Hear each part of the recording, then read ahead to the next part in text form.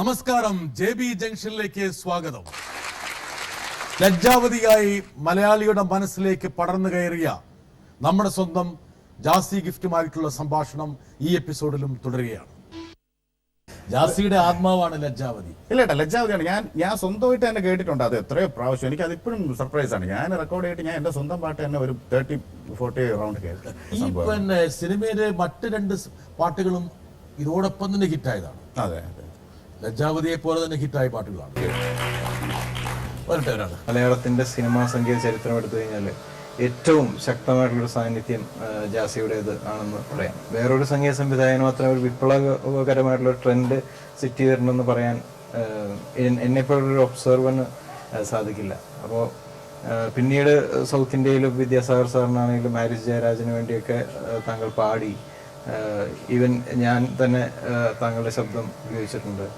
കന്നഡയിലും തെലുങ്കിലും താങ്കളുടെ സംഗീത സംവിധാനം ഉണ്ടാവുന്നു. അപ്പോൾ എനിക്ക് തോന്നുന്നു, തിരിഞ്ഞു നോക്കുമ്പോൾ ചെറിയ ചെറിയ കുറ്റപ്പെടുത്തലുകൾക്കപ്പുറം ഇപ്പോഴും ജാസി നമ്മൾ ഒരുമിച്ച് സ്റ്റേജിൽ കയറാറുണ്ട്. അപ്പോൾ ജാസി വരുമ്പോൾ ആളുകളുടെ ഒരു ഹർഷാരവം ഞാൻ കാണാറുള്ളതാണ്. അപ്പോൾ ഇപ്പോഴും ജാസി ബാക്കി വെച്ചിട്ടുള്ള ആ ഒരു ഇമ്പൾസ് ഇനിയും തുടരണം എന്നുള്ളൊരു ആശംസയാണ് എനിക്ക് ഈ ഒരു വേദിയിൽ പറയാനുള്ളത്. ബിജുപാൽ വളരെ ടാലന്റഡ് ആയിട്ടുള്ള ഒരു സംഗീത സംവിധായകനാണ്. ഒരുപാട് പാട്ടുകൾ നമുക്ക് സമ്മാനിച്ചിട്ടുണ്ട്. പക്ഷേ ബിജിയെ പോലെയും അത്ഭുതപ്പെടുത്തുന്ന ചില ടാലൻസ് അല്ലെങ്കിൽ എന്തോ സ്പിന്ന് ജാസി കൊണ്ടെന്നാണ് അദ്ദേഹം പറയുന്നത്. ബിജിയുടെ 2 പാട്ടുകൾ ഞാൻ പാടും. എനിക്ക് തോന്നുന്നു ബിജി സിംഗിങ് സ്റ്റൈലിന്റെ ഒരു ഇഷ്ടം ബിജിക്കുണ്ട്. അതിപ്പോൾ സ്റ്റേജിലാണെങ്കിലും നമ്മൾ പാടുമ്പോഴത്തേക്ക് ഉള്ള പാട്ടുകളുടെ ഒരു നമ്മൾ പാട്ട് നമ്മുടെ സ്റ്റൈലിൽ ഒക്കെ പാടുന്ന പ്രസന്റേഷൻ ബിജിക്ക് ഭയങ്കര ഇഷ്ടമായിട്ടുള്ളതായിട്ട് എനിക്ക് പറഞ്ഞിട്ടുണ്ട്. അപ്പോൾ ഇതുപോലെ കൂടുതലും സ്റ്റേജ് പ്രസന്റ് ചെയ്യുമ്പോഴത്തേക്ക് പോപ്പുലർ ആയിട്ടുള്ള സോങ്സ് പ്രസന്റ് ചെയ്യുമ്പോൾ ഫോർ ദ പീപ്പിൾ തന്നെയായിരിക്കും 3 പാട്ടും അത് തന്നെ നിരക്ക് പാടുന്നത്. ഞാൻ ഇപ്പോഴും മാറ്റിയിട്ടുണ്ട്. ഞാൻ ഇപ്പോഴും ആദ്യം പാടുന്നത് മണിക്കിനാവിനെന്നുള്ള സോങ് ഒരു ഡുവറ്റാണ്. വളരെ സ്ലോ ആയിട്ടുള്ള പാട്ടുകൾ. പിന്നെ കൂടുതലും മെലഡി പാടുമ്പോഴത്തേക്ക് ചില ഓഡിയൻസിന് ഭയങ്കര ഇഷ്ടമാവും. നമുക്ക് ആ പാട്ടും കൂടെ പാടിക്ക് പോകണം. നിന്റെ മിഴിമുന, ആ പാട്ട് ഈ കുട്ടികൾക്കെല്ലാം ഈ മിഴിമുന ഭയങ്കര ഇഷ്ടമാണ്. ഈ മിഴിമുനയ്ക്ക് വേണ്ടിയിട്ട് എപ്പോഴാണ് ഭാര്യ സജ്ജമായത്? ഈ പറഞ്ഞ മിഴിമുന കുറച്ച് നാളേ ഉള്ളൂ, 1-2 വർഷമേ ഉള്ളൂ. ഇതെല്ലാം കഴിഞ്ഞിട്ടാണ്? ഇത് കഴിഞ്ഞിട്ട് ഞാൻ 2 വർഷമേ ഉള്ളൂ മാരേജ് ആയിട്ട്. അല്പം വൈകിയോ? വൈകുന്നത് ഞാൻ ടോട്ടലി എല്ലാത്തിലും ഇച്ചിരി ലേറ്റാണ്. കുറച്ച് പതുക്കെയാണ്. വളരെ പതുക്കെയാണ്.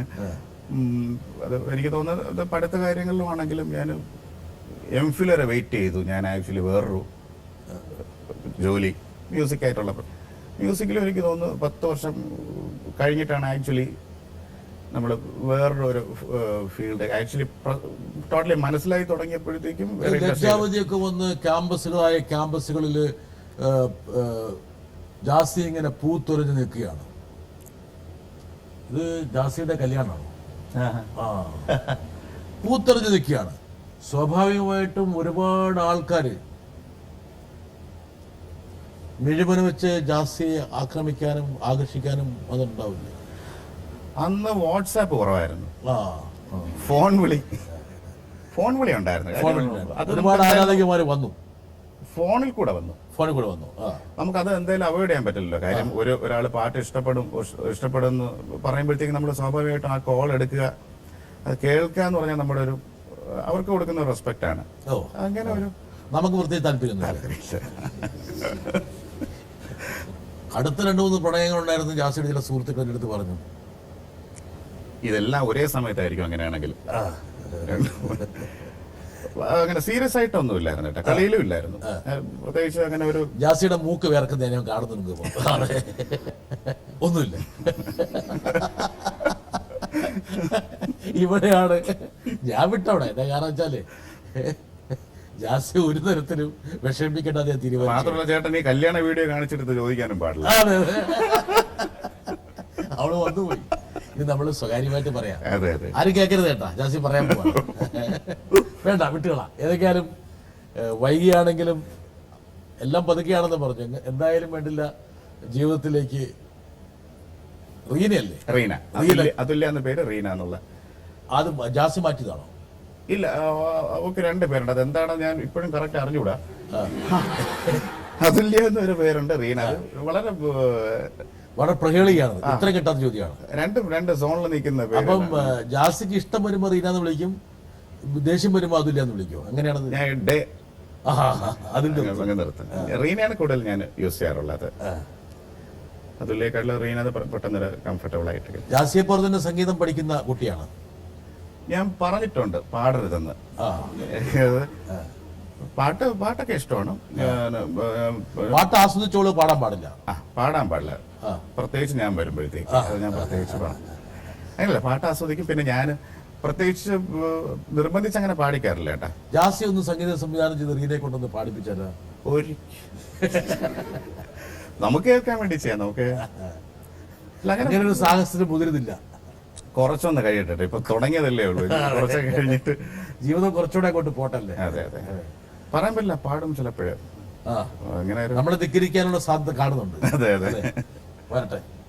ഹലോ ചേട്ടാ, ഇപ്പം ചേട്ടൻ ഇത്രയും തിരക്കില് ബാംഗ്ലൂർ ഔട്ട്ഡോർ എവിടെ പോയി ചെയ്തിരുന്നാലും ഇപ്പൊ തിരക്കിന്റെ ഇടയ്ക്ക് ചേട്ടൻ ഇപ്പം ഞങ്ങൾ രണ്ടുപേരുടെ വീട്ടിലുണ്ടാവുന്ന ഫംഗ്ഷൻസ്, എന്ത് ഫംഗ്ഷൻ ആയിരുന്നാലും അതൊക്കെ ചേട്ടൻ ഓർത്ത്, ഇപ്പൊ ചേട്ടന് വരാൻ പറ്റിയില്ലെങ്കിലും ഞാൻ പോകണം, ഞാൻ അത് അറ്റൻഡ് ചെയ്യണം എന്നൊക്കെ ചേട്ടനോട് പറയാറുണ്ട്.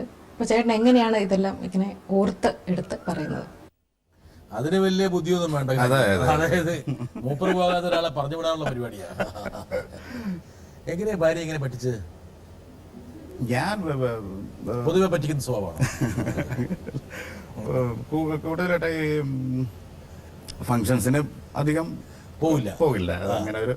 അങ്ങനെ ഒരു ഓപ്ഷൻ എന്നുള്ള രീതിക്ക് അങ്ങനെ പറഞ്ഞു വിടും. ഇങ്ങനെയുള്ള സ്ഥിതിക്ക് അങ്ങ് വിടാം. അത് പക്ഷേ ആക്ച്വലി നമ്മുടെ ഒരു പ്രസൻസ് അവിടെ അറിയിക്കാൻ വേണ്ടി ഇതുപോലെ കല്യാണം കഴിച്ചുകൊണ്ട് അങ്ങനെ പ്രയോജനം ഉണ്ടായി. ജാസിയുടെ സംഗീത സബരിയ ലജ്ജാവതിയിൽ ആരംഭിച്ച് പിന്നീട് മലയാള സിനിമാ ലോകം മാത്രമല്ല മറ്റു ഭാഷകൾ, തെന്നിന്ത്യൻ ഭാഷകളെല്ലാം ജാസിയെ ഒരു അവിഭാജ്യ ഘടകമാക്കി മാറ്റി. മലയാളത്തിന്റെ ഒരുപിടി നല്ല ഗാനങ്ങൾ. പിന്നീട് ഡിസംബറിൽ ഒരു ഗാനം അല്ലേ, നല്ലൊരു ഗാനമല്ലേ ആ ഗാനം? എനിക്ക് തോന്നുന്നു ഇപ്പോഴും വളരെ ഫേമസ് ആയ ഒരു ഗാനമാണ്. അതെനിക്ക് തോന്നുന്നു ലജ്ജാവതിക്ക് ശേഷം ഉയർന്ന വിമർശനങ്ങൾക്കുള്ള നല്ലൊരു മറുപടി ആയിട്ടാണ് അത് വന്നത്. ദാസാറിനെ കൊണ്ട് ആദ്യമായിട്ട് പാടിപ്പിക്കുന്ന പാട്ടായിരുന്നു. അതൊരു തീരുമാനമായിരുന്നോ? ഞാൻ ആദ്യം മുതൽ എനിക്ക് ഏറ്റവും ഫേവറേറ്റ് ആയിട്ടുള്ളൊരു. ദാസേട്ടനൊന്നും മടിച്ചോ? ഇല്ല, ഈ പാട്ട് വളരെ വളരെ ഇതിന്റെ റെക്കോർഡിംഗ് സമയത്തൊക്കെ ഞാൻ ആദ്യമായിട്ടാണ് ആ സമയത്ത് പരിചയപ്പെടുന്നത്. വളരെ പോസിറ്റീവായിട്ടും വളരെ ഹെൽപ്ഫുൾ ആയിട്ടാണ് റെക്കോർഡ് ചെയ്തത്. ലജ്ജാവതി എന്നുള്ള പാട്ടിനെ കുറിച്ച് ദാസേട്ടൻ അഭിപ്രായം ചോദിച്ചോ? ഞാൻ ആ സമയം ചോദിച്ചില്ല. ആ ഒരു ധൈര്യം ഉണ്ടായില്ല. പക്ഷെ അദ്ദേഹം നല്ല മെൻഷനിങ് ആണ്. വിജയന്റെ ഏറ്റവും അടുത്ത സുഹൃത്തുക്കളിൽ ഒരാളാണ്. വിജയം എല്ലാം വളരെ പോസിറ്റീവായിട്ട്. പിന്നെ ആദ്യം സഫലത്തിലെ വിജയ് കൂടെ വർക്ക് ചെയ്യുന്നുണ്ടായിരുന്നു, വിജയ് പാടിയിട്ടുണ്ട്. അങ്ങനെ വളരെ ക്ലോസ് റിലേഷനാണ് ഉള്ളത്.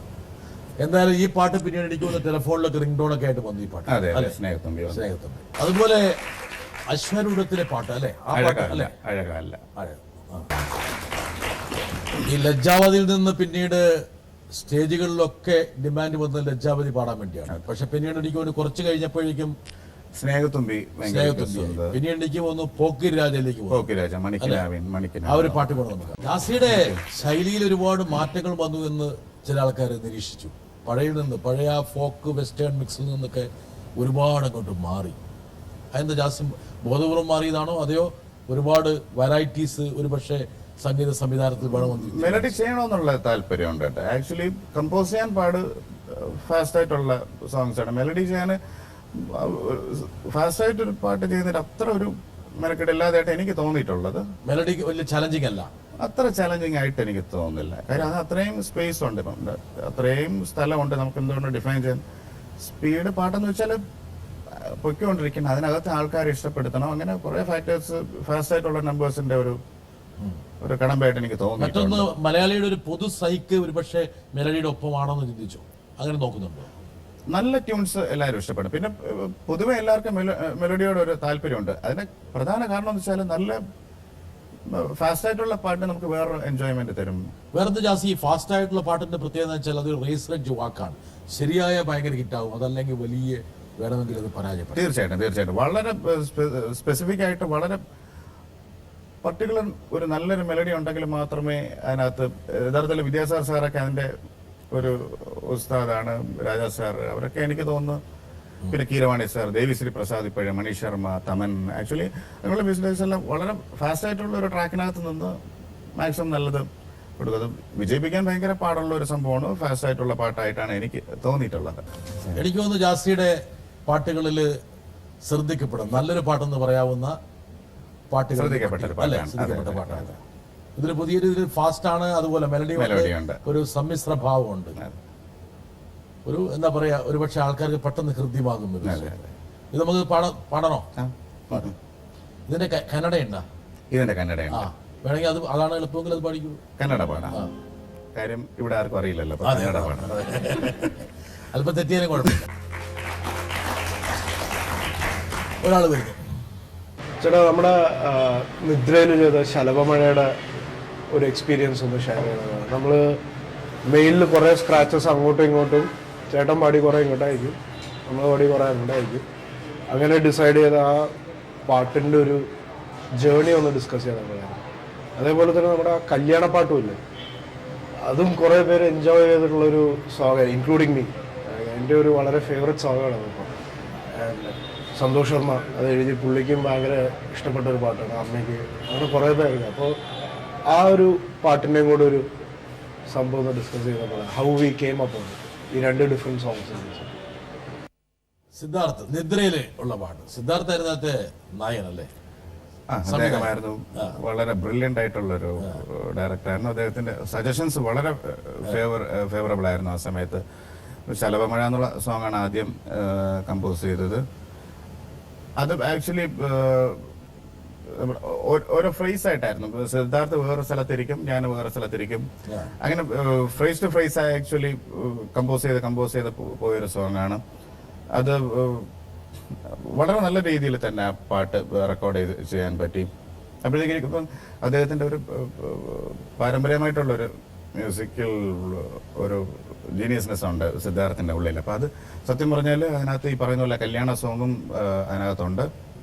രണ്ടും വളരെ ഡിഫറെന്റ് ആയിട്ടുള്ള രണ്ട് കാറ്റഗറി, അല്ലെങ്കിൽ രണ്ട് കുറച്ച് സ്കെയിൽ ബേസ്ഡ് ആണെങ്കിലും കുറച്ച് വ്യത്യാസമുള്ള പാട്ടുകൾ ചെയ്യാനായിട്ട് ആ സമയത്ത് കിട്ടിയ ഏറ്റവും വലിയ, എനിക്ക് തോന്നും ഈ പുതിയ ജനറേഷൻ പടങ്ങളുടെ ആദ്യത്തെ കാലഘട്ടത്തിലുള്ള ഒരു 5-6 പടങ്ങളിൽ വരുന്ന പാട്ടായിരുന്നു. ആ സമയത്ത് ഇങ്ങനെ വിശ്വസിച്ചൊരു പാട്ട് തന്നത് സത്യം പറഞ്ഞാൽ ഞാൻ വളരെ താങ്ക്ഫുൾ ആണ് സിദ്ധാർത്ഥിനോട്. അത് വളരെ നല്ലതായിട്ട് തന്നെ, വളരെ സിദ്ധാർത്ഥിന് വേണ്ടി നമുക്ക് പാടുകളെയാണ്. ജാസി സംഗീത സംവിധാനം, അതുപോലെ പാട്ട് പാടല്, ഗാനാലാപനം, ഇത് രണ്ടും തമ്മിൽ ഒരുപക്ഷെ ചില അടിസ്ഥാനപരമായിട്ടുള്ള വ്യത്യാസമുണ്ട്. വെച്ചാൽ സംഗീത സംവിധായകൻ എന്നുള്ളത് വേറൊരു തലത്തിലാണ്, അതെ, ഗായകൻ എന്നുള്ളത് മറ്റൊരു തലമാണ്. രണ്ടും തമ്മിൽ ഒരുപാട് ചർച്ചകൾ ഉണ്ടെങ്കിൽ പോലും എവിടെയെങ്കിലും ഒരു ഫ്രിക്ഷൻ വരും. അതെ. ഇതിലേതാണ് ജാസിക്ക് കുറച്ചും കൂടി? എനിക്ക് പാടുന്നത് എല്ലാ പാട്ടും കംഫർട്ടബിൾ ആയിരിക്കില്ല. ഇപ്പോഴും നേരത്തെ ഈ സ്നേഹത്തുമ്പി സത്യം പറഞ്ഞാൽ ഞാൻ സ്റ്റേജിൽ പാടണമെന്ന് ആഗ്രഹമുള്ള പാട്ടാണ്, പക്ഷെ ഞാൻ ട്രൈ ചെയ്യാറില്ല. ഈ ശലഭമഴയും ഇത് നമുക്ക് കമ്പോസ് ചെയ്യുമ്പോഴത്തേക്കുള്ള ഒരു ഈസിനെസ്, അവിടെ നമ്മൾ ഇത് എല്ലാം പ്ലേ ചെയ്ത് സെഷനൊക്കെ ആക്കിയിട്ട് വളരെ പതുക്കെ ആയിരിക്കും പാടുന്നത്, ഇല്ലെങ്കിൽ മീൻസ് കുറച്ച് ടൈം എടുത്തായിരിക്കും പാടുന്നത്. സ്റ്റേജിൽ പാടുമ്പോഴത്തേക്ക് ചില പാട്ടുകൾ ഇപ്പോൾ ഇത്രയും കോംപ്ലിക്കേറ്റഡ് ഉള്ള പാട്ടുകൾ പാടാതെ അങ്ങ് മാറി ഒഴിവാക്കും. അതെന്നിട്ട് വേറെ ഗസ്റ്റ് സിംഗേഴ്സിനെ വിളിച്ച് ജാസി ഒരു സംഗീതം ചിട്ടപ്പെടുന്ന സമയത്ത് ആ പാട്ട് പാടേണ്ട ഒരു ഗായകനെ മനസ്സിൽ കാണുമോ? ചില ഇപ്പൊ വെളിയിലത്തെ പടങ്ങളാണെങ്കിൽ അവർ ആദ്യമേ ഇവർക്ക് വേണ്ടിയുള്ള സോങ്സ് എന്ന് പറഞ്ഞ് അവര് പറയും. തമിഴും കന്നഡയിലൊക്കെ അവര് പറയും ആദ്യം ഇതായിരിക്കും സിംഗർ, അവർക്ക് വേണ്ടിയുള്ള പാട്ടുകളാണെന്ന് പറഞ്ഞിട്ട്. ആ ഒരു സ്വാതന്ത്ര്യം അവർ തരുന്നില്ല സംഗീത സംവിധായകന്. പക്ഷെ ഇതില് അവരുടെ സജഷൻസിന് കുറെ വാല്യൂസ് ഉണ്ട്. നമ്മൾ റിസ്ക് എടുക്കുന്നതിനേക്കാളും അവർക്ക് ഇപ്പൊ ഇന്ന സിംഗേഴ്സ് വേണമെന്ന് പറഞ്ഞാൽ നമ്മൾ അതിനായിട്ട് ചെയ്യും. ഇല്ലെങ്കിലും പുതിയ ആൾക്കാരെ ടെസ്റ്റ് ചെയ്യാൻ കൊമേഴ്സ്യൽ വാല്യൂ കൂടെ നോക്കിയിട്ടായിരിക്കും വേണം. ഓഡിയോ കമ്പനിക്ക് ഇന്ന ആൾക്കാർ വേണമെന്ന് അതിനകത്ത് മസ്റ്റ് ആയിട്ടുണ്ട്. അപ്പൊ അതൊക്കെ കണക്കിലെടുത്ത് ആയിരിക്കും പാട്ട് നമ്മൾ ചെയ്യുന്നത്. ബിസിനസിന്റെ സമവാക്യങ്ങളാണ് അവിടെ ഗായകനെ തീരുമാനിക്കുന്നത്. കൂടുതൽ അവിടെ ഏറ്റവും കൂടുതൽ പാട്ട് പാടുന്നത് മെയിൽ സിംഗർ സോണു നിഗം, ഹിന്ദി പാട്ട് ഫീമെയിൽ സിംഗർ ശ്രേയ ഘോഷാലാണ് എപ്പോഴും. അപ്പൊ അവരുടെ ഒരു മാർക്കറ്റ് അവർ എപ്പോഴും ബിസിനസ് ലൈനിൽ കൊണ്ടുവരുന്നുണ്ട്. അതുപോലെ തന്നെ പാട്ടുകളും ഇപ്പൊ ഒരു പാട്ട് പാടി ഹിറ്റ് ആകുമ്പോഴാണല്ലോ അവർക്ക് തന്നെ അടുത്ത പാട്ടിലേക്ക് വരുന്നത്. അങ്ങനെ സത്യം പറയാൻ നോക്കുമ്പോഴേക്ക് അവർക്ക് തന്നെയാണ് ഹിറ്റുകൾ കൂടുതൽ. അപ്പൊ സ്വാഭാവികമായിട്ടും പരീക്ഷണങ്ങൾക്കുള്ള സാധ്യതകൾ വളരെ കുറവാണ് അവിടെ. അധികം ബഡ്ജറ്റിൽ അധികം നല്ല സ്ട്രോങ് ആയിട്ടുള്ള ഗ്രൂപ്പുകളാണെങ്കിൽ അധികം അവർ പരീക്ഷണങ്ങൾക്ക് അങ്ങനെ പോകില്ല. പിന്നെ നമ്മൾ വളരെ ഇത് ചെയ്തിട്ട് പ്രത്യേകിച്ച് കൂടുതലും അവർ നോർത്ത് ഇന്ത്യൻ സിംഗേഴ്സിനോടാണ് ഞാനിപ്പോൾ കന്നഡ അവിടെ അവർക്ക് കൂടുതലും താല്പര്യം. തമിഴില് ജാസിയുടെ വളരെ ശ്രദ്ധേയമായിട്ടുള്ള ഒരു സിനിമ ഷണ്ടക്കോഴി. അതിലാണ് എനിക്ക് തോന്നുന്നു ജാസിയുടെ ശബ്ദത്തിന് വേണ്ടിയിട്ടായിരിക്കും അവർ വേണമെങ്കിൽ ജാസിയെ ക്ഷണിച്ചത്. സണ്ടേക്കോഴി ഞാൻ യുവൻ ശങ്കർ രാജയാണ് മ്യൂസിക്. ഞാൻ യുവന്റെ പാട്ട് ആദ്യമായിട്ട് പാടുന്നത് കേട്ടാ കൊടുക്കറ ഭൂമി എന്നുള്ള സോങ്. ലിംഗസ്വാമി സാറിന്റെ അതിനുശേഷം ഞാനൊരു പടം മ്യൂസിക് ഡയറക്ഷൻ ചെയ്തായിരുന്നു, പട്ടാളം എന്നുള്ള സിനിമ. അതിനുശേഷം മ്യൂസിക് ഡയറക്ഷൻ ചെയ്തു. എനിക്ക് തോന്നുന്നു ആ സമയത്ത് അവരൊക്കെ വിളിച്ചതിന് കാരണം ലിംഗസ്വാമി സാർ ഒരിക്കൽ എന്നോട് പറയാനുണ്ടായി, അദ്ദേഹം ഏതോ ഒരു ഭയങ്കരമായിട്ടൊരു വനമോ അങ്ങനെ ഏതോ ഒരു പ്രദേശത്തിൽ ലൊക്കേഷൻ കാണാനോ എന്തോ പോയപ്പോഴത്തേക്കും വളരെ പഴയ ഒരു കോളാമ്പിയിൽ ഈ പഴയ ഒന്ന് ദൂരെ എവിടെ ലജ്ജാവതി കേട്ടു അദ്ദേഹം. അപ്പോഴത്തേക്ക് പുള്ളി മനസ്സിൽ വെച്ചു ഈ പാട്ട് ഈ പാടിയ ആൾ എന്നെ പാടണമെന്ന് വെച്ചിട്ട് പിന്നെ എന്റെ പേരെടുത്ത് പിന്നെ അങ്ങനെ അങ്ങനെ ട്രേസ് ചെയ്ത് വന്നതാണ്. അപ്പൊ അങ്ങനെ വളരെ കുറെ പോസിറ്റീവ് സംഭവങ്ങൾ പാടി. ഡയറക്ടർ സജസ്റ്റ് ചെയ്തതാണ്. ആക്ച്വലി എല്ലാ ഇൻഡസ്ട്രിയിലും ഒരു ഷണ്ടക്കോഴിയില്ല പാട്ട് നമുക്ക് പാടാം. മറ്റൊരു ശ്രദ്ധേയമായിട്ടുള്ളൊരു കാൽവെപ്പ് വിദ്യാസാഗറിന്റെ മൊഴി. എനിക്കൊന്ന് ജാസി അവിടെ ആ മേഖലയിൽ ഒന്ന് മാത്രമല്ല ആദ്യമായിട്ട് ഒരു മ്യൂസിക് ഡയറക്ടർ മെലോഡി പാടാൻ വിളിക്കുന്നത് വിദ്യാസാഗർ സാറാണ്.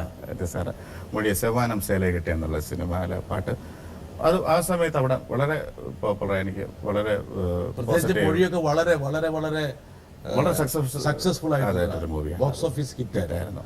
അപ്പൊ അതിലുള്ള ആ ഒരു കോൺട്രിബ്യൂഷൻ ജാസി അവിടെ നന്നായിട്ട് വേരൊടിച്ചു. സെവാനം സേല കെട്ടി செவ்வானம் சேலை கற்றி சென்றது வீதியில, மனம் நின்றது பாதியில, என்னை கொண்டது பார்வையில மின்சார மின்னல். മലയാളത്തെക്കാൾ കൂടുതൽ അവസരങ്ങൾ ഇപ്പൊ കന്നഡയിൽ കിട്ടുന്നുണ്ട്.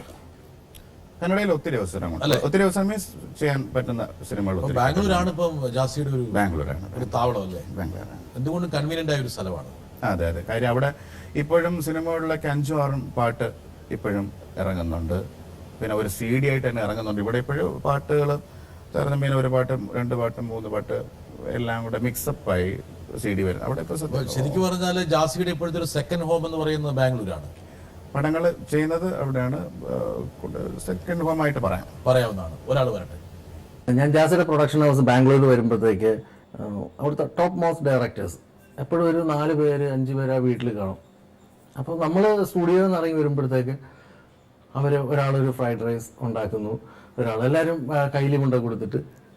അപ്പം എന്താണ് ഇതിൻ്റെ ആ ഒരു സൗഹൃദത്തിൻ്റെ ഒരു രഹസ്യം എന്താണ്? അതില് ഈ കണ്ണൻ ആള് രസികനാണ്. കണ്ണൻ വളരെ വിദഗ്ധനാണ്. കണ്ണനെ പറഞ്ഞ കാര്യം വെച്ചാല് കയ്യില് ഒരു കൈലിയെ കൊടുത്ത് അല്ലെ കൊടുത്ത് ഒരു കയ്യില് ഫ്രൈഡ് റൈസ് മറ്റേ കയ്യിൽ ഒരു ഗ്ലാസ് ഉള്ള കാര്യം വിട്ടു കളഞ്ഞു. എന്തായാലും ജാസി ഈ പറഞ്ഞ സിനിമയുടെ വലിയ സംവിധായകന്മാരും നിർമ്മാതാക്കളൊക്കെ ജാസിയെ കാണാൻ വേണ്ടി അങ്ങോട്ട് വരുവാണ്. ഒരുപക്ഷെ നിങ്ങൾ തമ്മിലൊരു സിങ്ക് ഉണ്ടാവും അല്ലേ? കണ്ണചേട്ടൻ വന്ന സമയത്ത് അവിടെ ശങ്കരാചാര്യ എന്നുള്ളൊരു മൂവിയുടെ കമ്പോസിങ് നടക്കുന്നുണ്ടായിരുന്നു. അപ്പോഴ് സാധാരണ അവിടെ കമ്പോസിങ് ഇച്ചിരി ടൈം എടുക്കും. അത് എൻ്റെ ഭാഗത്തു നിന്നാണെങ്കിലും ഞാൻ പറയാം, എനിക്ക് ഇച്ചിരി ടൈം ഉണ്ടെങ്കിൽ കമ്പോസിങ്. അപ്പോൾ കൂടുതലും അവർ കൂടെ ഇരിക്കുമ്പോഴത്തേക്ക് അവർക്ക് ഒരു കംഫർട്ട് സാറ്റിസ്ഫാക്ഷൻ ഉണ്ട്. നമ്മൾ ചെയ്ത് കേൾപ്പിക്കുമ്പോഴത്തേക്ക് അവർ അടുക്കള ഭക്ഷണമൊക്കെ ഉണ്ടാക്കിക്കോളൂ. നല്ല വിശക്കുമ്പോൾ വേറെ നിവൃത്തിയില്ല. ഇല്ല, കൂടുതൽ എന്റെ കൂടെ താമസിച്ച് വർക്ക് ചെയ്യുന്നവരുണ്ട്. ഇപ്പൊ അവിടെ തന്നെ സഞ്ജയ് എന്ന് പറഞ്ഞ ഡയറക്ടർ ഉണ്ട്. അദ്ദേഹമാണ് ആദ്യമായിട്ട് എന്നെ കന്നഡയിൽ കൊണ്ടുപോയ ഡയറക്ടർ. പുള്ളിയുടെ കമ്പോസിങ് സമയത്ത് ഏതാണ്ട് ഒരു 15 ദിവസത്തോളം അവിടെ ഒരുമിച്ച് അവിടെ തന്നെ താമസിച്ച് റെക്കോർഡ് ചെയ്യുന്ന ദിവസം ഐഡിയാസ് അങ്ങോട്ടും ഇങ്ങോട്ടും മാറ്റി പാട്ട് പഴയ സായാഹ്ന പാർട്ടികളിലേക്കൊക്കെ മടങ്ങാനൊരു അവസരം കിട്ടി അല്ലേ? നമ്മള് സംഗീതമായിട്ട് ഇങ്ങനെ നിൽക്കുമ്പോഴത്തേക്ക് നമ്മള് വേറെ അല്ല, അവരുടെ ഒരു കോപ്പറേഷൻ ഭയങ്കര എന്തായാലും ഒരു കെമിസ്ട്രി അവിടെ ബിൽഡപ്പ് ചെയ്യാണ്. ഒരു പക്ഷേ ജാസി കാണാത്ത വേറൊരു എലമെന്റ് വേണമെങ്കിൽ അദ്ദേഹം കണ്ടെത്തിയേക്കാം. തീർച്ചയായിട്ടും. കാര്യം കന്നഡ അവിടുത്തെ ഒരു സ്വഭാവം ആക്ച്വലി അവർ കൂടുതലും ഫോളോ ചെയ്യുന്നത് തമിഴും ഇതല്ല, കൂടുതൽ തെലുങ്കും കന്നഡയും മിക്സപ്പ് ആയിട്ടുള്ള ഒരു കൾച്ചർ അവർക്ക് സോങ്ങിൽ വേണമെന്ന് പറയും. അങ്ങനെ ജാസി, ഈ കന്നഡ ഈ സിനിമ ഒരുപക്ഷെ ഈ കന്നഡ ഈ തമിഴിന്റെയും തെലുങ്കിന്റെയും ഒക്കെ ഇടയ്ക്ക് വന്ന് ഞെരുങ്ങിപ്പോയ ഒരു സിനിമയാണ്. അതെ അതെ അതെ. പക്ഷെ അവരുടെ ഒരു ടേസ്റ്റ് തിരിച്ചറിയാൻ ജാസിക്ക് പറ്റിയോ? അവിടെ ഞാൻ ആദ്യത്തെ 2-3 പടം കഴിഞ്ഞപ്പോഴത്തേക്ക് ആക്ച്വലി അവരുടെ ഒരു അടിസ്ഥാന സ്വഭാവം അവർക്ക് മെലഡി വേണം എന്നുള്ളത് തന്നെയാണ്. എനിക്ക് ആദ്യം കുടുകാട്ടം എന്നുള്ള പടത്തിന് ശേഷം നേരത്തെ അരികിൽ നിന്നാലും അതിൽ യൂസ് ചെയ്ത ഗഗനവേ ഭാഗ്യ ആ സോങ്ങാണ് ആക്ച്വലി എനിക്ക് വീണ്ടും ഒത്തിരി അവസരങ്ങൾ കൊണ്ടത്. അപ്പം മെലഡിയെ ഭയങ്കരമായിട്ട് ഇഷ്ടപ്പെടുന്ന ഒരു ഗ്രൂപ്പാണ്, ഒരു വ്യൂവേഴ്സാണ് അവിടെ. വരട്ടെ. ജാസിച്ചേട്ടനെ പ്രത്യേകിച്ച് ട്രിവാൻഡ്രത്ത് ജാസിച്ചേട്ടനെ കാണുമ്പോൾ ഇങ്ങനെ കൂടെ എപ്പോഴും ഫ്രണ്ട്സ് ഉണ്ടാവും. ഫ്രണ്ട്സ് എന്ന് പറഞ്ഞാൽ ഇപ്പോൾ അതായത് ജാസിച്ചേട്ടൻ ഒരു ഫെയിമിൽ എത്തിയിട്ട് വന്ന ഫ്രണ്ട്സ് അല്ല, സ്കൂളിൽ പഠിച്ചവരും അതുപോലെ യൂണിവേഴ്സിറ്റി കോളേജിൽ ഒരുമിച്ച് പഠിച്ച ഫ്രണ്ട്സ്, അങ്ങനെ പണ്ട് തൊട്ടേ കീപ്പ് ചെയ്യുന്ന ആ ഫ്രണ്ട്ഷിപ്പ് എങ്ങനെ ഇത് ഇപ്പോഴും ഇങ്ങനെ നിലനിന്ന് പോകുന്നു. അതുപോലെ ഇപ്പം മ്യൂസിക്കിൽ പറയുകയാണെങ്കിൽ ജാസിച്ചേട്ടൻ്റെ മ്യൂസിക് എന്ന് പറയുമ്പോൾ ആ കോളേജ് യൂത്ത് ഫെസ്റ്റിവൽ അവിടെ തുടങ്ങുന്നു എന്നാണ് എനിക്ക് തോന്നുന്നത്. അപ്പോൾ ബാലുചേട്ടൻ, ഷാൻ ചേട്ടൻ, അങ്ങനെ ഒരുപാട് മ്യൂസിക്കലി നോക്കുകയാണെങ്കിൽ മ്യൂസിക് ഫ്രണ്ട്സും ഉണ്ട് വളരെ ചെറുപ്പകാലം തൊട്ടേ. അപ്പോൾ ആ പഴയ ഫ്രണ്ട്സായി ചേർന്ന് എന്തെങ്കിലും ഒരു പുതിയ പ്രോഗ്രാമോ ഒരു വർക്കോ എന്തെങ്കിലും അങ്ങനെ മനസ്സിലുണ്ടോ? അങ്ങനെ ഉണ്ടെങ്കിൽ അതെപ്പോഴായിരിക്കും? ഇത് എൻ്റെ ചോദ്യമല്ല, ഒരുപാട് പേര് എന്നോട് ചോദിച്ചിട്ടുണ്ട്, ജാസ്റ്റിനോട് ചോദിക്കണം. ആ പഴയ ഫ്രണ്ട്സൊക്കെ ആയിട്ട് ഒരുപാട് ആൽബംസ് ഒക്കെ വരുമ്പോൾ ചെയ്തിട്ടുണ്ട്, പക്ഷെ ഇനി അങ്ങനെ ഒരു വർക്ക് എപ്പോഴായിരിക്കും? സൗഹൃദം ജാസി സെലിബ്രേറ്റ് ചെയ്യാറുണ്ടല്ലേ? സുഹൃത്തുക്കൾ ഒരുപാട്, സുഹൃത്തുക്കൾ ഒത്തിരി പേരുണ്ട്. സുഹൃത്തുക്കൾ വലിയ ദൗർബല്യമാണ്. സുഹൃത്തുക്കൾ ഒത്തിരി പേര് എപ്പോഴും എൻ്റെ കൂടെ കാണും, 3-4 പേരെപ്പോഴും എൻ്റെ കൂടെ കാണും. അത് ഇപ്പൊ തന്നെ രാജി അഭിരാം തന്നെ എൻ്റെ കൊളീഗായിരുന്നു, എൻ്റെ കൂടെ പഠിച്ചുകൊണ്ടിരിക്കുകയായിരുന്നു. അതുപോലെ തന്നെ യൂണിവേഴ്സിറ്റി കോളേജിന്റെ വേറൊരു സ്വഭാവം എന്ന് വെച്ചാൽ ഈവനിങ്ങുകളിലെല്ലാം എല്ലാ പേരും എല്ലാ സ്ഥലത്തും വർക്ക് ചെയ്യുന്നവര് ആ ക്യാൻറ്റീൻ്റെ ഫ്രണ്ടിലെത്തും. അങ്ങനെ ഒരു ക്യാൻറ്റീൻ ഉണ്ട് അവിടെ. അപ്പോഴും ഇവിടെ പണ്ട് മുതലേ ഉള്ളവരൊക്കെ ഇപ്പോഴും കണ്ടിന്യൂസ് ആയിട്ട് അവിടെ വന്നിട്ട്. ഇപ്പൊ ട്രിവാൻഡ്രത്ത് പോകുമ്പോഴത്തേക്ക് ആക്ച്വലി ഫ്രണ്ട് സർക്കിള് വലിയ സ്ട്രോങ് ആണ്. പഴയത് വെച്ച് നോക്കുമ്പോഴത്തേക്ക് മ്യൂസിക്കലായിട്ടുള്ള ഫ്രണ്ട്സ് പഴയതിന് അത്രയും ഇപ്പോഴില്ല. ഇപ്പോഴും ആ സുഹൃത്തുക്കളെല്ലാം ചേർന്ന് എന്തെങ്കിലും ഒരു സംഗീത സൃഷ്ടിക്ക് വഴിയൊരുക്കുമോ എന്നുള്ളതാണ് രാജലക്ഷ്മി യോജിച്ചിരിക്കുന്നത്. തിരക്ക് പിടിച്ച ജീവിതത്തിനിടയിൽ അതിനെ കുറിച്ചൊക്കെ ചിന്തിക്കാനുള്ള സമയമുണ്ടോ? ആക്ച്വലി ചെയ്യണമെന്ന് താല്പര്യമുണ്ട്. പക്ഷെ ഈ പറയുന്നത് പോലെ സിനിമ കമ്പോസിംഗ് എന്ന് പറയുമ്പോഴത്തേക്ക് കൺസ്യൂമിംഗ് ആണ്. അപ്പൊ അതിനകത്ത് പലരും എന്നോട് ചോദിക്കാറുണ്ട്, ഒരു ബാൻഡ് സ്റ്റാർട്ട് ചെയ്തൂടെ? ബാൻഡ് ഇപ്പൊ സാധാരണ നമ്മൾ ഗാനമേള പെർഫോം ചെയ്യുമ്പോഴത്തേക്ക് എല്ലാവരും ഇരുന്ന് വായിക്കുന്നു, ഒരു ബാൻഡ് പെർഫോം ചെയ്തൂടെ? അങ്ങനെ നമ്മുടെ വേറെ കുറച്ച് പാട്ടുകളും അങ്ങനെ വേറെ എന്തെങ്കിലും ഒരു ടൈപ്പ്. അതിനൊക്കെ ഒരു പ്രശ്നം എന്ന് വെച്ചാൽ ഈ സിനിമാ പാട്ട് കമ്പോസ് ചെയ്യാന്ന് പറയുമ്പോൾ അതിൻ്റെതായിട്ടുള്ളൊരു ചോദ്യം ചോദിക്കാൻ വേണ്ടിയാണ് നിൽക്കുകയാണെങ്കിൽ. ഹായ് ജാസി, ഫോർ ദ പീപ്പിളിനും അല്ലെങ്കിൽ സൂന സൂന അങ്ങനത്തെ ആൽബം സോങ്സിനൊക്കെ വളരെ മുമ്പ് തന്നെ തുടങ്ങിയതാണ് നമ്മുടെ സൗഹൃദം. പലപ്പോഴും ജാസി ഗിഫ്റ്റ് എന്നുള്ള അമേസിംഗ് പെർഫോമർ സ്റ്റേജിൽ നിന്ന് ഈവൻ ലിറിക്സ് പോലും ഇല്ലാതെ റൈറ്റ് ഫ്രം ദ ഹാർട്ട് പല വെസ്റ്റേൺ സോങ്സും പാടുന്നത് കൗതുകത്തോടെ കേട്ട് നിന്നിട്ടുണ്ട്. ഇപ്പോൾ ഒരുപാട് ബാൻഡ് പെർഫോമിങ്സ് ഒക്കെ അതിൻ്റെ ഒരു കാലഘട്ടമാണല്ലോ. അപ്പോൾ ഒരുപാട് നല്ല ബാൻഡ്സ് ഉണ്ട്, അതേസമയം തന്നെ ഒരുപാട് ഈ വെപ്രാളക്കൂട്ടങ്ങൾ ധാരാളമുണ്ട്. ഈ ഒരു പുതിയ ട്രെൻഡിനെ കുറിച്ച് അത്രയും സീനിയോറിറ്റി ഉള്ളൊരു പെർഫോമർ ആയതുകൊണ്ട് ചോദിക്കുകയാണ്, എന്ത് പറയുന്നു? ബാൻഡുകൾ ഇപ്പോൾ ഒരു ഫാഷനായി മാറുന്നുണ്ട്. അതെ, രവി പറഞ്ഞത് വളരെ കറക്റ്റാണ്. അതില് നല്ലത് ചെയ്യുന്ന ബാൻഡുകളുണ്ട്. ബാൻഡിനെ നമുക്ക് അങ്ങനെ പലപ്പോഴും ആക്ഷേപിക്കാൻ പറ്റില്ല. കാര്യം എന്ന് വെച്ചാൽ അത് ഇപ്പോഴത്തെ ഒരു ഫ്ലോ ഓഫ് മ്യൂസിക് ആയിട്ട് എനിക്ക് തോന്നുന്നുണ്ട്. പക്ഷെ ഇത് മിസ്യൂസ് ചെയ്യുന്ന ബാൻഡുകളും ഇല്ലാതെന്ന് പറയാൻ പറ്റില്ല. പിന്നെ കൂടുതൽ പേരും സ്വന്തം പാട്ട് ഇറക്കി ഹിറ്റ് ആക്കുക എന്നുള്ള ഒരു കോൺസെപ്റ്റ് നല്ലതായിരിക്കും. പഴയ പാട്ടുകളെടുത്ത് വൃത്തികേടാക്കാതെ, പഴയ പാട്ടുകളെടുത്ത് പാടി ശരിയാക്കാതെ, പഴയ പാട്ട് പാടാതെ പുതിയ അവരുടെ ഓൺ കോമ്പോസ്.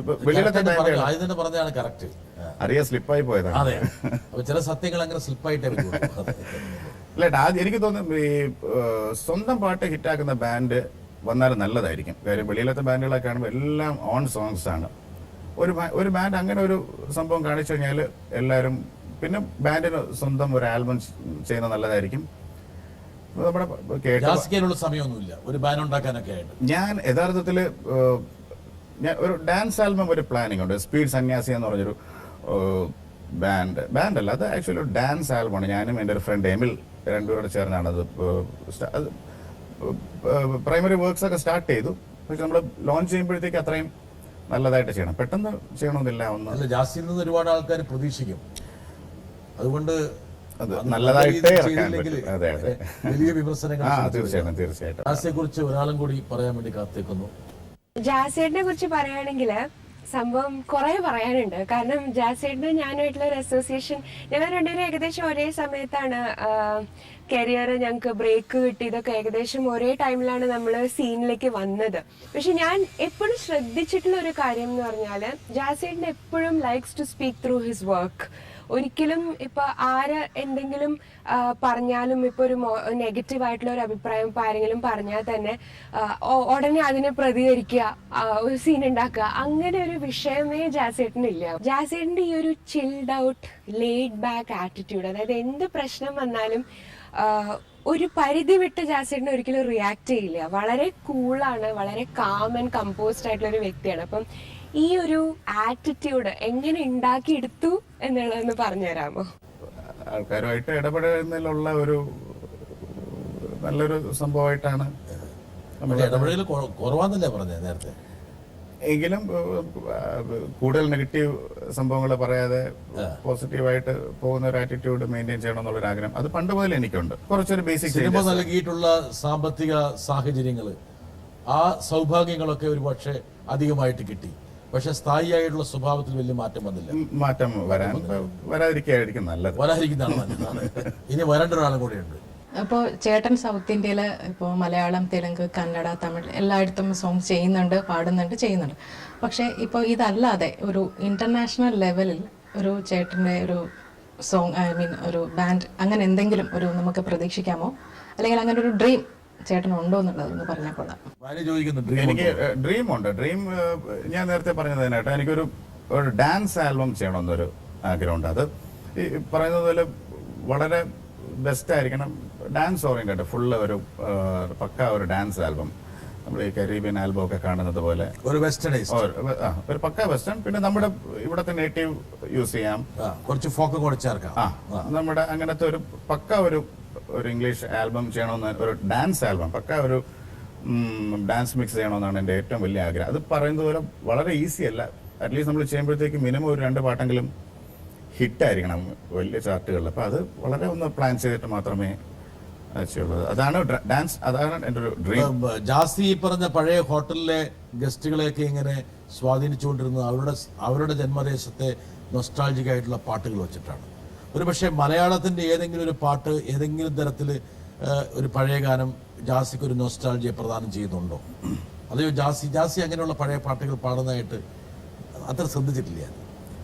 ഞാൻ പഴയ പാട്ടുകൾ പാടാറുണ്ട്, പക്ഷേ നമുക്ക് പറ്റുന്ന പാട്ടുകൾ, എല്ലാ പാട്ടും നമുക്ക് പഴയ പാട്ടുകളെന്ന് വെച്ചാൽ വളരെ ഒരു പഴയ പാട്ടൊന്ന് റീമിക്സ് ചെയ്യണമെന്ന് ജാസിക്ക് ആഗ്രഹമുണ്ടെങ്കിൽ അത് ഏത് പാട്ടായിരിക്കും? കുറേ പാട്ടുണ്ട്, പ്രത്യേകിച്ച് രവീന്ദ്ര മാഷിൻ്റെയും ജോൺസൺ മാഷിൻ്റെ ഒക്കെ ഒത്തിരി പാട്ടുകൾ ആ ടൈപ്പിൽ ഉണ്ട്. പക്ഷെ അത് റീമിക്സ് ആക്കാൻ പറ്റില്ല. റീമിക്സ് ആക്കി കഴിഞ്ഞാൽ അതിൻ്റെ ഒരു സംഭവം മാറിപ്പോകും.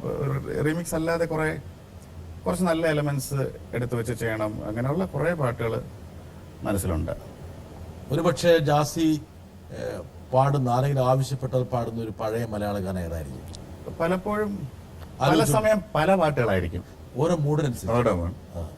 ഇത് വളരെ അധികം ആരും കേട്ടിട്ടില്ലാത്തൊരു പാട്ട്. 2 ദിവസം മുമ്പ് എന്ന് പറയുമ്പോൾ ബാംഗ്ലൂരുള്ള ദിവസമാണോ? ഇവിടെ തന്നെ ഉള്ളത്. ഇവിടെ റീന അന്ന് കണ്ണൂരെ പറ്റിയായിരുന്നല്ലോ, പിന്നെ എങ്ങനെയാ സംഭവിച്ചത്? ഞാൻ റീനയുടെ ആതിരപ്പള്ളി പോയപ്പോഴും പാടിയതാണിത്. ആണോ? വളരെ വളരെ സേഫ് ആയിട്ടാണ് പറഞ്ഞു വെച്ചത്. എന്തായാലും ജാസി ഇത്രയും നേരം ഞങ്ങളുമായിട്ട് പങ്കിട്ടതിന് വളരെ നന്ദി. ഒരുപക്ഷെ ഒരുപാട് സമയം പോയത് നമ്മൾ അറിഞ്ഞിട്ടേ ഇല്ല. പക്ഷെ ജാസിയുടെ ഒരു എന്താ പറയുക, സ്വന്തമായിട്ടുള്ള ഒരു സ്റ്റാമ്പ് എന്ന് പറയുന്നത് ഒരു വെസ്റ്റേൺ സംഗീതമാണ്. ഒരു ഇംഗ്ലീഷ് പാട്ട് കൂടി നമുക്ക് ഈ പരിപാടി നമുക്ക് അവസാനിപ്പിക്കും. ജാസി ഒരു വിസ്ഫോടനമായിട്ട് ആരംഭിച്ച ജീവിതം, ഈ സംഗീത ജീവിതം ഒരുപാട് നേട്ടങ്ങൾ എത്തിപ്പിടിക്കാൻ വേണ്ടി താങ്കളെ സഹായിക്കട്ടെ. ജീവിതത്തിൽ ഇനിയും വലിയ വലിയ ഉയരങ്ങളിലേക്ക് താങ്കൾ പോട്ടെ. പക്ഷെ അപ്പോഴും താങ്കളുടെ സ്ഥായിയായ സ്വഭാവത്തിൽ യാതൊരു മാറ്റവും ഉണ്ടാകാതിരിക്കില്ല. ഇത്രയും നേരം ഞങ്ങളുമായിട്ട് പങ്കുവച്ചതിന് പ്രേക്ഷകർക്ക് വേണ്ടിയും ഇവർക്ക് വേണ്ടിയും നന്ദി പറഞ്ഞുകൊണ്ട്. Thank you.